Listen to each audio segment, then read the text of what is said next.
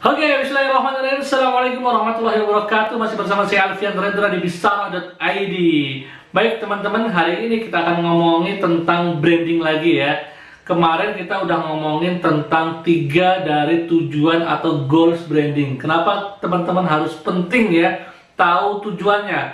Karena kalau kita nggak tahu tujuannya mau kemana, kita nggak bakal kemana-mana. Dan banyak yang membangun brand, tapi itu miss tujuannya apa. Nah, kemarin sudah kita paparkan 3 tujuan dari branding. Ada di video sebelumnya, teman-teman silahkan simak ya. Jangan lupa subscribe dan juga nyalakan lonceng ya.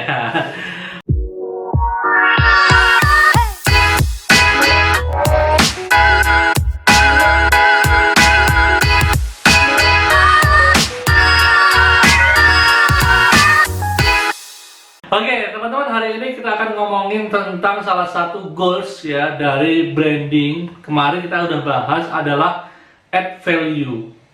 Bagaimana menambahkan satu value di satu produk kita, biar kita nggak jadi barang yang namanya barang komoditi ya. Jadi namanya barang branded atau brand ya kan. Salah satunya adalah kita harus menaikkan yang namanya value produk kita ini. Nah, apa sih value? Sebenarnya kalau kita ngomongin tentang value, value itu adalah sesuatu yang dianggap berharga oleh customer. Ya. Orang itu kan kalau mau membeli itu pasti menimbang, menimbang investasi yang dia keluarkan itu sebanding nggak dengan value yang dia dapat. Ya. Barang ini berharga nggak buat dia, ya kan? Nah, orang-orang itu pasti akan selalu menimbang dan menimbang value yang dia dapatkan, investasi yang dia keluarkan itu worth it nggak, gitu kan?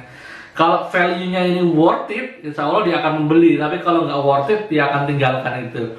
Nah, makanya penting banget ngomongin tentang brand, itu ngomongin tentang value atau nilai. Value itu kalau pakar marketing ngobrol ya, ngomongin ya. Misalnya Mas Yuswadi itu bilang ada 3. Ada value fisik, atau kalau kita sebut kemarin adalah rational value. Jadi value produk itu sendiri itu harus winning, harus keren, harus dibutuhkan market.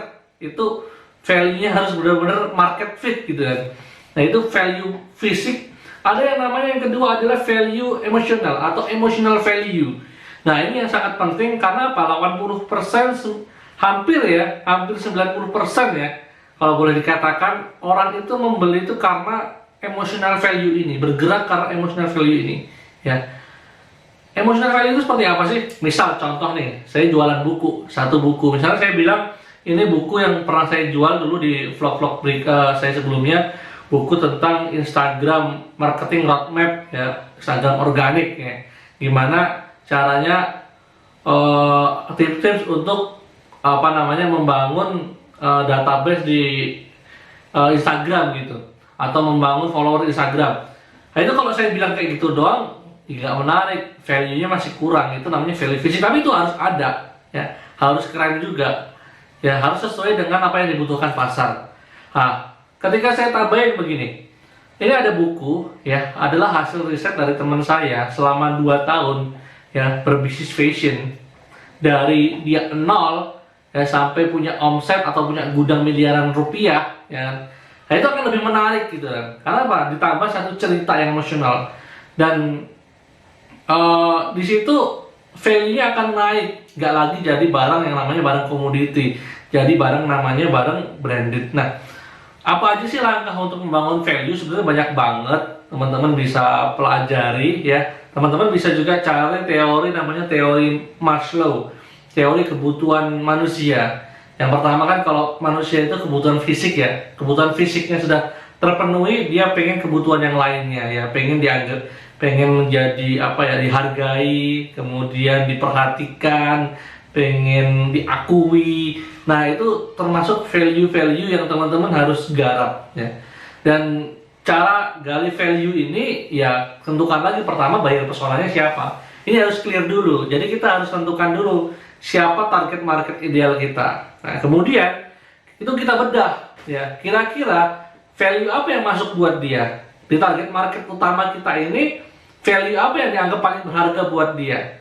Oh, saya berharga kalau misalnya saya ini bisa bertumbuh. Oke, berarti value adalah grow. Nah, itu ada beberapa value yang teman-teman harus gali. Pokoknya teman-teman PR-nya ya di hari ini, di vlog kali ini teman-teman tuliskan 30 rational value yang teman-teman miliki, 30 emotional value ya yang teman-teman harus miliki, dan terakhir mungkin bisa ditambahin namanya spiritual value. Jadi karena orang sekarang membeli bukan hanya karena produk value, emotional value, karena ada value yang terakhir yang ini juga menggerakkan orang untuk dia kontributif kepada agamanya, itu namanya spiritual value. Semua yang disebutkan sama Ustadz Firly tadi, modalnya bisa modal mandul, itu benar.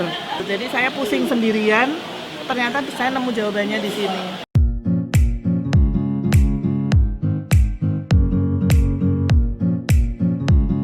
Dia akan menjadi jelas kalau saya masuk ke sirkah ini akan dapat segini bagi hasil saya. Makanya dia menjadi wajib ada di akad.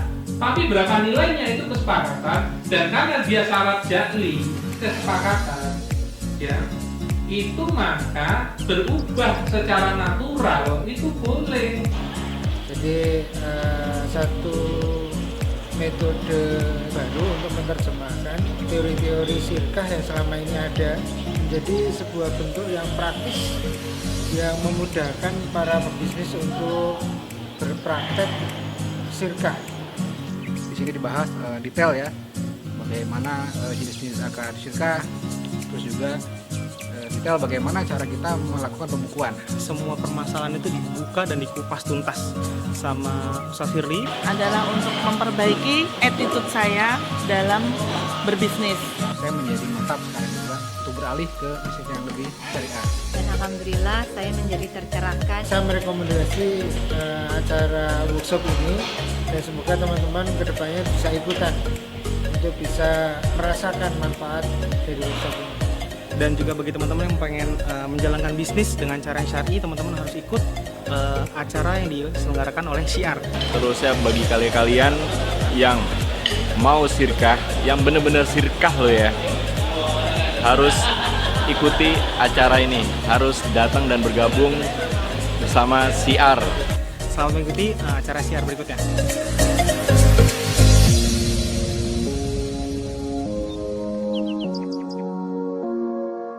Syiar!